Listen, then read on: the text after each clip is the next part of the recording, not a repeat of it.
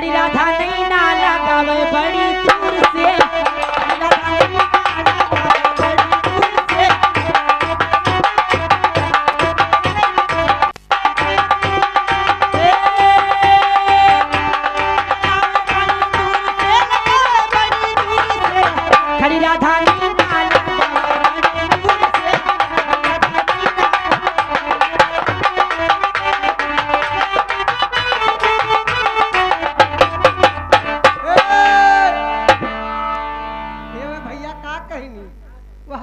पुरान की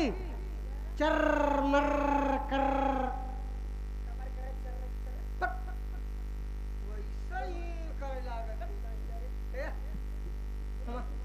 ना ना ना ना ना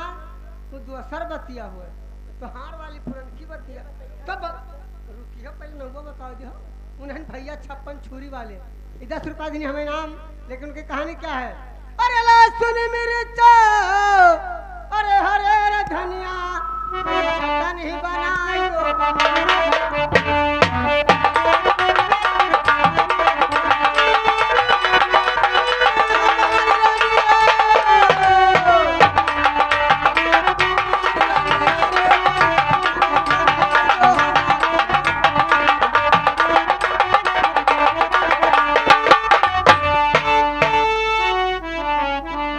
सोने के थारी में जमुना पर